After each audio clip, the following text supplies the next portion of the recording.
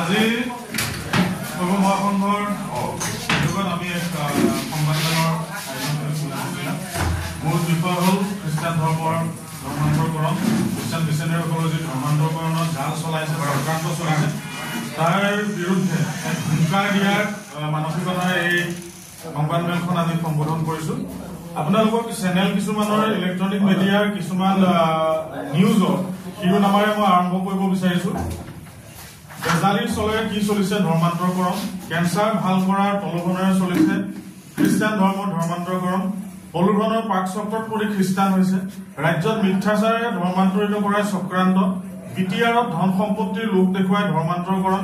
ধৰ্মান্তৰকৰণ ক্ৰমান্বয়ে এক ভয়ংকৰ সমস্যা হিচাপে থিয় দিছে দেশৰ লগতে ৰাজ্যত। বিদেশৰ টকাৰে চলিছে অসমৰ ধৰ্মান্তৰকৰণ। অতি বিষাক্ত হৈ পৰিছে খ্ৰীষ্টান ধৰ্মৰ প্ৰচাৰকসকল। অসমত চলিছে পৰিকল্পিত ধৰ্মান্তৰকৰণৰ প্ৰক্ৰিয়া। আইন আদালতক কেৰেট নকৰে মিছনেৰী। ৰাজ্য পুঁজি ধৰ্মান্তৰকৰণৰ ভয়ংকৰ, ৰাজ্যজুৰি ধৰ্মান্তৰকৰণৰ ভয়ংকৰ জাল। এতিয়া আমি প্ৰথম প্ৰত্যাহ্বান খ্ৰীষ্টান মিছনেৰীসকলৰ প্ৰতি আগবঢ়াইছো যে এই বাতৰিবোৰ শুদ্ধ নে অশুদ্ধ, সত্য নে অশুদ্ধ, অসত্য, সঁচা নে মিছা। তেওঁলোকে প্ৰথমতে এই কথাটো প্ৰমাণ কৰিব লাগিব যে এই বাতৰিখিনি সত্য নে অসত্য। যিহেতু তেওঁলোকৰ ফালৰ পৰা খ্ৰীষ্টান মিছনেৰীৰ ফালৰ পৰা আমি কোনো ধৰণৰ প্ৰতিক্ৰিয়া এই ক্ষেত্ৰত দেখিবলৈ পোৱা নাই। ইমানখিনি বাতৰি ইলেক্ট্ৰনিক মিডিয়ামত ওলাই যোৱাৰ পিছত, সংবাদ মাধ্যমত ওলাই যোৱাৰ পিছত, অকল ইলেক্ট্ৰনিক মিডিয়ামেই নহয় প্ৰিণ্ট মিডিয়াটো ওলাই যোৱাৰ পিছত কোনো ধৰণৰ প্ৰতিক্ৰিয়া কিয় তেওঁলোকে প্ৰকাশ কৰা নাই। আমাৰ ১ নম্বৰ প্ৰশ্ন আৰু ১ নম্বৰ প্ৰত্যাহ্বান, ১ নম্বৰ চেলেঞ্জ। দ্বিতীয়তে আমি জানো যে পৃথিৱীৰ প্ৰায় ১৫০খন দেশেই খ্ৰীষ্টিয়ান দেশ। সৰ্বোচ্চ খ্ৰীষ্টিয়ান পপুলেশ্যন থকা দেশবিলাকৰ ভিতৰত Mexico 95% population, Congo 95% Christian population, Philippines 93% population, Brazil 90% Christian population, south Africa 85% Christian population, United states 80% Christian population, Russia 75% Christian population. এতিয়া কথা হ'ল যে 80% খ্ৰীষ্টিয়ান থকা অধিক সংখ্যক পেচেণ্ট ইউএছত পোৱা যায়, কেঞ্চাৰ পেচেণ্ট। 80% খ্ৰীষ্টিয়ান পপুলেশ্যন থকা অধিক সংখ্যক কিডনি ফেইলাৰ পেচেণ্ট ইউএছত পোৱা যায়। 80% খ্ৰীষ্টিয়ান পপুলেশ্যন থকা ইউএছতে অধিক সংখ্যক ড্ৰাগছ কেছ আৰু ড্ৰাগছ এডিক্টেড পেচেণ্ট পোৱা যায়। আকৌ সেই ইউএছতে অধিক সংখ্যক এক্সিডেণ্ট হয়। মেক্সিকোত য'ত 95% খ্ৰীষ্টিয়ান পপুলেশ্যন আছে তাত লিভাৰ ডিজিজত ডেথ হয় অত্যাধিক। হাৰ্ট ডিজিজতো ঠিক একেধৰণে মেক্সিকোত য'ত 95% খ্ৰীষ্টিয়ান পপুলেশ্যন আছে তাত মৃত্যুবৰণ কৰে। HIV আৰু AIDS সাংঘাতিক ধৰণে বেছি 85% খ্ৰীষ্টিয়ান পপুলেশ্যন থকা সাউথ আফ্ৰিকা। ধৰ্ষণ বেছি হয় আৰু ডকাইতি বেছি হয় সাউথ আফ্ৰিকা। টিউবাৰকুলোচিছত মৃত্যুবৰণ কৰে সাউথ আফ্ৰিকা বেছিকে, য'ত 85% খ্ৰীষ্টিয়ান পপুলেশ্যন আছে। মেলেৰিয়াত বেছিভাগ মানুহৰ মৃত্যু হয় নাইজেৰিয়াত, য'ত 46% খ্ৰীষ্টিয়ান পপুলেশ্যন আছে। অধিক MMR অৰ্থাৎ মেটাৰ্নেল মৰ্টেলিটি ৰেট বেছি দেখা যায় সাউথ সুদান, য'ত 60% খ্ৰীষ্টিয়ান পপুলেশ্যন আছে, নাইজেৰিয়া য'ত 46% খ্ৰীষ্টিয়ান পপুলেশ্যন আছে, চেণ্ট্ৰেল আফ্ৰিকান ৰিপাব্লিক য'ত 80% খ্ৰীষ্টিয়ান পপুলেশ্যন আছে। মাল নিউট্ৰিশ্যন পৰিপুষ্টিহীনতাত ভোগে একেখিনি কাণ্ট্ৰিতে। অধিক সংখ্যক NMR নিঅ'নেটেল মৰ্টেলিটি ৰেট বেছি south Sudan, Central African Republic, চাদ, এইবিলাক চব খ্ৰীষ্টিয়ান মেজৰিটি কাণ্ট্ৰি। আমাৰ প্ৰশ্ন হ'ল অধিক সংখ্যক জীৱন আয়ুস কম, অৰ্থাৎ লাইফ এক্সপেক্টেঞ্চি, লাইফ যিটো আমাৰ জীৱন আয়ুস যিটো আছে সেইটো কম কোন কোন দেশৰ? লেছথো 90% Christian population, Malawi 77% Christian population, Nigeria 46% Christian population. এতিয়া আমাৰ প্ৰশ্ন হ'ল যে যিবোৰ পানীৰে যদি বেমাৰ ভাল কৰিব পৰা যায় তেতিয়াহ'লে ইউনাইটেড ষ্টেটছত কিয় কেঞ্চাৰ ভাল কৰিব পৰা নাই? তোমালোকে ইউনাইটেড ষ্টেটছৰ কিডনি ডিজিজ কিয় ভাল কৰিব পৰা নাই? লিভাৰ ডিজিজ, হাৰ্ট ডিজিজ মেক্সিকোৰ তোমালোকে কিয় ভাল কৰিব পৰা নাই? আমাৰ চিধা প্ৰশ্ন। HIV/AIDS কিয় সাউথ আফ্ৰিকাত 85% খ্ৰীষ্টিয়ান পপুলেশ্যন থকা সাউথ আফ্ৰিকাত তোমালোকে ভাল কৰিব পৰা নাই? যে তোমালোকে ভাৰতত আহি কেঞ্চাৰ বেমাৰ ভাল কৰিম বুলি যে ইয়াত জাল পেলাবলগীয়া হৈছে। তাৰপিছতে প্ৰশ্ন হ'ল যে কাৰ প্ৰাৰ্থনাত কিমান শক্তি? তেওঁলোকে কৈছে যে তেওঁলোকৰ যিবোৰ বাণীৰে কেঞ্চাৰ ভাল কৰিব পাৰিছে, ঠিক আছে। তেতিয়াহ'লে যিটো কভিড যিটো ৰিপৰ্ট আছিলে, কভিড ৰিপৰ্টটো এনেকুৱা প্ৰতি 1 মিলিয়ন লোকৰ মৃত্যুৰ বিপৰীতে ইউএছত মৰিছিলে 3642 জন, ব্ৰাজিলত মৰিছে 3303 জন, ইউকেত মৰিছে 3390 জন, পোলেণ্ডত মৰিছে 3196 জন, ৰোমানিয়াত মৰিছে 3622 জন, ৰুছিয়াত মৰিছে 2762 জন, সাউথ আফ্ৰিকাত মৰিছে 1690 জন। এইবিলাক সব খ্ৰীষ্টিয়ান মেজৰিটি কাণ্ট্ৰি। তাৰ বিপৰীতে ভাৰতত মৰিছে অনলি 380 জন মানুহ 1 মিলিয়নৰ বিপৰীতে মৰিছে। তেতিয়াহ'লে কাৰ প্ৰাৰ্থনাত কিমান শক্তি এইটো ওলাই গ'ল আৰু তোমালোকে ইয়াত আহি পেলাই প্ৰাৰ্থনা কৰি পেলাই বেমাৰ ভাল কৰা নাটক কৰিব নালাগে। আকৌ যদি খ্ৰীষ্টিয়ান সংখ্যাগুৰু দেশবিলাক বেমাৰ ভালেই কৰিব পাৰে তেওঁলোকৰ বাণীৰে যদি বেমাৰেই ভাল কৰিব পাৰে, তেতিয়াহ'লে আমেৰিকাত 6120খন হস্পিটেল কিয়, ব্ৰাজিলত 7191খন হস্পিটেল কিয়, মেক্সিকোত 4464খন হস্পিটেল কিয়, ৰুছিয়াত 5167খন হস্পিটেল কিয়? তো আমিতো ইয়াত ভাবি আছো বহি পেলাই যে তেওঁলোকেতো যিবোৰ বাণীৰে বেমাৰ ভাল কৰি আছে, যদি ভালে হয় ইমানবোৰ হস্পিটেল খ্ৰীষ্টিয়ান মেজৰিটি পপুলেশ্যন থকা কাণ্ট্ৰিত কিয় বেছি? শান্তিৰ কথা কয়, তেওঁলোকে শান্তিৰ বাণী বিলোৱাৰ কথা কয়। খ্ৰীষ্টান সংখ্যাগৰিষ্ঠ দেশবিলাকৰ কিছু এনেকুৱা তথ্য আছে যিবিলাক শুনিলে আপোনালোক সকলোৱে হতচকিত হৈ পৰিব। অশান্ত দেশৰ ভিতৰত সাউথ সুদান য'ত 61% খ্ৰীষ্টিয়ান, কংগো য'ত 95% খ্ৰীষ্টিয়ান, ইউক্ৰেইন য'ত 85% খ্ৰীষ্টিয়ান। সুইচাইড কেছ কিয় বেছি হয়? অশান্তি থকাৰ জেগাতে সুইচাইড বেছি হ'ব। তাত অধিক সংখ্যক খ্ৰীষ্টিয়ান দেশত সুইচাইড কেছ হয়। লিভ ইন ৰিলেশ্যনশ্বিপ ক'ত বেছি হয়? অধিক সংখ্যক খ্ৰীষ্টিয়ান দেশত বেছি হয়। ইউনাইটেড ষ্টেটছত প্ৰচুৰ পৰিমাণে লিভ ইন ৰিলেশ্যনশ্বিপ। বিবাহ বিচ্ছেদ চবতকে ক'ত বেছি হয়? খ্ৰীষ্টিয়ান দেশবিলাকত বিবাহ বিচ্ছেদ বেছি হয়, কিয়নো তাত শান্তি নাই কাৰণেতো বিবাহ বিচ্ছেদ হয়। ইউনাইটেড ষ্টেটত ডাটা মতে, গুগলৰ তথ্য মতে 46% মানুহৰ বিবাহ বিচ্ছেদ হয়। আৰু ভাৰতত সেই তথ্যটো আপোনালোকে জানি ভাল হ'ব যে অনলি 1% মানুহে বিবাহ বিচ্ছেদ হয়। ক'ত 46% আৰু ক'ত 1%? শান্তি প্ৰকৃততে ভাৰতত আছে নে ইউনাইটেড ষ্টেটত আছে? আমাক এই প্ৰশ্নৰ উত্তৰ লাগে।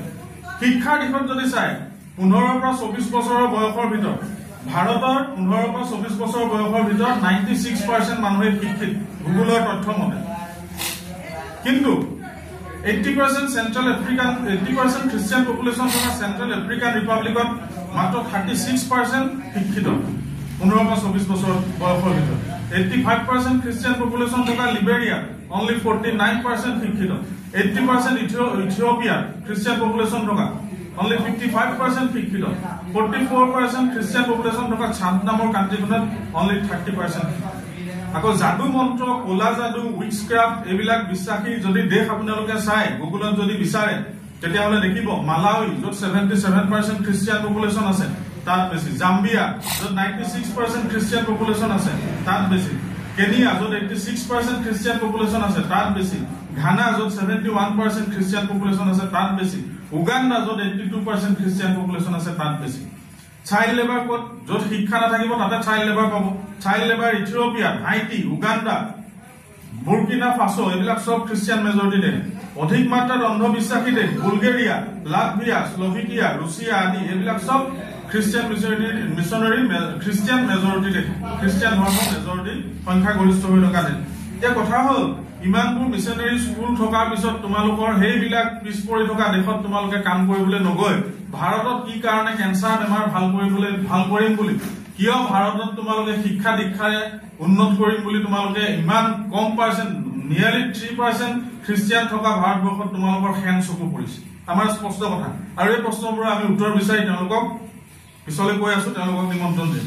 এতিয়া পভাৰ্টি যদি দুখীয়া কাণ্ট্ৰি চাই Burundi, Congo, Liberia, Malawi, South Sudan, Central African Republic এইবিলাক সব পভাৰ্টি লিষ্টত একেবাৰে ওপৰৰ পৰা টপ লিষ্টত আছে। এইবিলাক সব খ্ৰীষ্টান সংখ্যাগৰিষ্ঠ দেশ।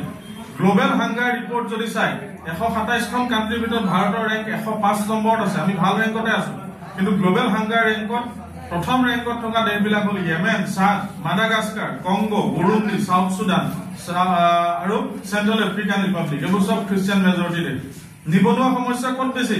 নিবনুৱা সমস্যা বেছি হৈ আছে south Africa, বটছৱানা, south Sudan, Central African Republic সব সংখ্যাগৰিষ্ঠ হৈ আছে খ্ৰীষ্টিয়ান ধৰ্ম। তাত তোমালোকে কিয় তোমালোকৰ সেৱাৰ কাম কৰি পেলাই কিয় তাত তোমালোকে নিবনুৱা সমস্যা দূৰ কৰিব পৰা নাই? ইয়াত কিয় ভাৰতত আহি পেলাই ৰাতি ৰাতি মনে মনে চোৰৰ নিচিনাকে আহি চল প্ৰলোভনেৰে মানুহক কিয় তোমালোকে খ্ৰীষ্টিয়ান ধৰ্মলৈ ধৰ্মান্তৰ কৰাৰ এই কুটিল জালখন ইয়াত তোমালোকে পেলাইছা? হিউমেন ডেভেলপমেণ্ট ইণ্ডেক্স 193খন কাণ্ট্ৰিৰ ভিতৰত ভাৰতৰ ইণ্ডেক্স আছে 134, ভাল পজিশ্যনত আছে। অন্যহাতে সেই হিউমেন ডেভেলপমেণ্ট ইণ্ডেক্সত ওপৰৰ ৰেংকত দৰিদ্ৰ হৈ থকা দেশবিলাকত বা মানৱ বিকাশত অতি তলত থকা দেশবিলাক হ'ল সাউথ সুদান, আফ্ৰিকান ৰিপাব্লিক, বুৰুণ্ডি আদি। এই গুগলৰ তথ্যবোৰ ভুল নেকি? আমাক এই কথাবিলাক লাগে আৰু সেইকাৰণে আজি প্ৰেছ মিটৰ জৰিয়তে আপোনালোকৰ জৰিয়তে আমি তেওঁলোকলৈ এই প্ৰশ্নকেইটা কৰিছো। আমাৰ প্ৰশ্ন হ'ল, বেমাৰ ব্যাধি খ্ৰীষ্টান সংখ্যাগৰিষ্ঠ দেশত ভাল কৰিব নোৱাৰিলা কিয়? প্ৰথম প্ৰশ্ন যে ইউনাইটেড ষ্টেটছত তোমালোকে কেঞ্চাৰ ভাল কৰিব নোৱাৰিলা কিয়? 2 নম্বৰ প্ৰশ্ন, শান্তিৰ বাণী বিলোৱা মিছনাৰীসকলে খ্ৰীষ্টান সংখ্যাগুৰু দেশত শান্তি কিয় আনিব নোৱাৰিল? কিয় তেওঁলোকৰ দেশবিলাক সাংঘাতিক ধৰণে অশান্তিত ভুগি আছে? বহুবিলাক দেশ অকল শান্তি মানে ৱাৰ মানে অশান্তি নহয়, যুদ্ধ মানে অশান্তি নহয়। য'ত ডাইভৰ্চ বেছি হৈছে, য'ত 46% ডাইভৰ্চ হৈছে, সেইখন দেশ কেতিয়াও শান্ত বুলি ক'ব নোৱাৰে। য'ত সুইচাইড কেছ বেছি হৈছে, সেইখন দেশ কেতিয়াও শান্ত বুলি ক'ব নোৱাৰে। 3 নম্বৰ প্ৰশ্ন, সেৱাৰ মাধ্যমেৰে সমাজক আগুৱাই নিয়া উল্লেখিত খ্ৰীষ্টান দেশবোৰে কিয় দুখীয়া হৈ আছে? তোমালোকে যে সেৱাৰ মনোভাৱেৰে কাম কৰিবলৈ আহি ইয়াত যে বিভিন্ন প্ৰজেক্ট চলোৱা, সেইবিলাক দেশত প্ৰজেক্ট চলাই সেইবিলাক দেশৰ হিউমেন ডেভেলপমেণ্ট ইণ্ডেক্স কিয় আগবঢ়াব পৰা নাই? আমাক তাৰ স্পষ্ট উত্তৰ লাগিব। 5 নম্বৰ প্ৰশ্ন যে বেমাৰ যদি প্ৰাৰ্থনাতে ভাল হয়, ইমানবোৰ হস্পিটেল কিয় আছে? ব্লেক মেজিক, কলা যাদু উল্লেখিত দেশবোৰত বেছি কিয়? 6 নম্বৰ প্ৰশ্ন যে উল্লেখিত দেশবোৰত NMR, neonatal mortality rate, maternal mortality rate, life expectancy rate কিয় এনে ধৰণৰ, এনে ভয়ানক কিয়? কিয় তোমালোকে ভাল কৰিব পৰা নাই? তাত কি লাগে? ভাৰতত আহি পেলাই কি লাগে? ভাৰতত অসমত গাঁৱে ভূঞে সোমাই জনজাতীয় অঞ্চলবিলাকত সোমাই তোমালোকৰ ধৰ্মান্তৰকৰণৰ জাল পেলাইছা। 6 নম্বৰ, ইমানে যদি শান্তি তোমালোকৰ ধৰ্মগ্ৰন্থত উপলব্ধ, তেতিয়াহ'লে ডাইভোৰ্চ, সুইচাইড আদি তোমালোকৰ উন্নত দেশবোৰত কিয় হৈছে? এটা স্পষ্ট প্ৰশ্ন। উত্তৰ দিবলৈ নিউজ ওলাইছিল, এইবিলাক ভুল নেকি? ভুল নে শুদ্ধ? তাৰ উত্তৰ লাগে। আৰু 2 নম্বৰ চেলেঞ্জটো হ'ল যে 25 জানুৱাৰী তাৰিখে 25 ডিচেম্বৰ খ্ৰীষ্টমাছৰ পৰা এমাহৰ পিছত 25 জানুৱাৰী তাৰিখে আমি গোলাঘাট জিলাত তেওঁলোকক নিমন্ত্ৰণ দিছো। তেওঁলোকক নিমন্ত্ৰণ এইটো কাৰণে দিছো যে তেওঁলোকে আমাক কিছু প্ৰশ্নৰ উত্তৰ দিব লাগে। তেওঁলোক আহক, তেওঁলোক যদি ফ্ৰী থাকে আমাৰ ডিষ্ট্ৰিক্ট লাইব্ৰেৰীত আমি গোটেই অসমৰ ৰাইজক মাতো, আমাৰ প্ৰতিনিধিসকল আহিব, শৈৱ মহাসংঘৰ প্ৰতিনিধিসকল আহিব, অন্যান্য দল সংগঠনৰ লোকক নিমন্ত্ৰণ দিওঁ আৰু তেওঁলোকৰ এইখিনি কথা তেওঁলোকৰ পৰা শুনো। কথা হ'ল যে তেওঁলোকক মই যে প্ৰত্যাহ্বান দিছো, তো খ্ৰীষ্টিয়ান মিছনেৰী বেছিভাগ কেৰালা চেৰালাৰ পৰা আহি ইয়াত ফাদাৰ চিষ্টাৰ ব্ৰাদাৰ হৈ আছে, তেওঁলোকে অসমীয়া নুবুজে। সেইকাৰণে আপোনালোকৰ জৰিয়তে মই তেওঁলোকে বুজিব পৰাকে মই ইংলিছত 2 আখৰমান কথা ক'ব লগা হ'ল। সেই কথাখিনি মই কৈ দিছো, যিহেতু মই চেলেঞ্জ যে দিছো তেওঁলোকে গম নাপাব। Well, dear brothers, sisters, fathers and link person of Christian missionary busy in expanding your religion here. This is an appeal to you all. We are placing an open challenge to you. Based on the database available in Google, we are going to schedule a peaceful democratic discussion here in Golaghat, dated on 25th January 2025. Most of the Christian majority countries are suffering in deplorable way as per the database of Google. Why these mentioned Christian countries' conditions are so pitiable? India has nearly 3% of Christian population. India is progressing. You need to serve the poor Christian countries. Come and have a good discussion. All the human beings should be treated equally. We are giving you 3 years of time frame to develop their condition in a better way. Why you are unable to cure their disease and pain? Then we will be able to glad to announce you that you people are really service provider. If you are able to cure all their problems and pains within 3 years of time, do come here and do attend the discussion session. Thank you.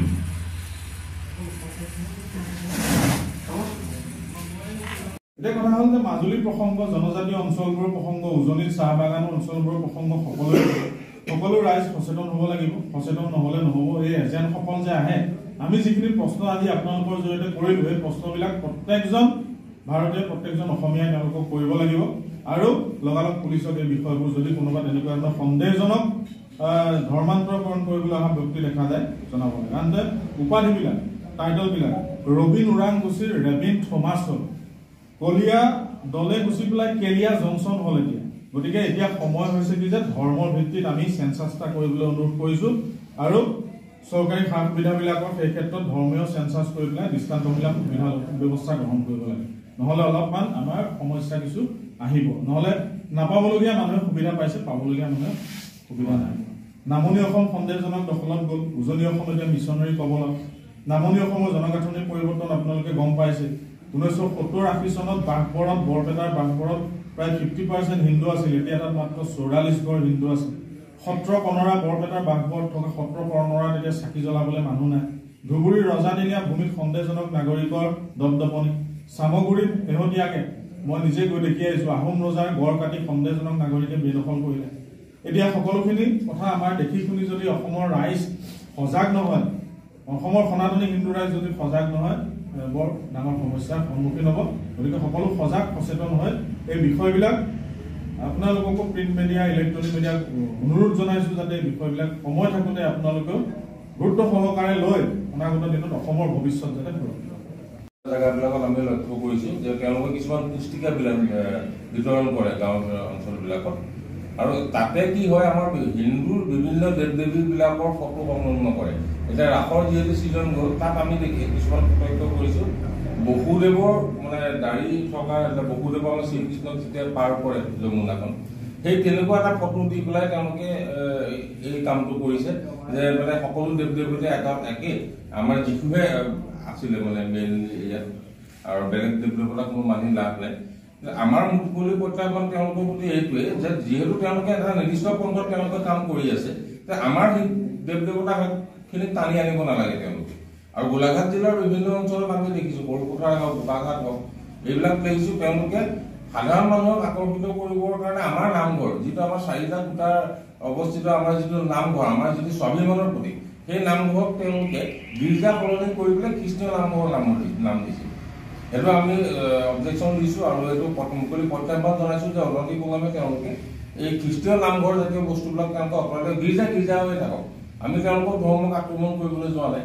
আমি আমাৰ নিজৰ সনাতন পৰম্পৰা আমি ইয়াত মানি আছোঁ। আমি গৈ পেলাই আমেৰিকাত হিন্দু ধৰ্মলৈ আমি কোৱাকৈ নাই, যিহেতু তেওঁলোক আহি পেলাই ইয়াতে এইবিলাক কাম কৰি আছে। এইবিলাক যেন তেওঁলোকে অনতিপলমে বন্ধ কৰে আৰু আমাৰ পৰম্পৰা আমাৰ মতে থাকিবলৈ দিয়ক।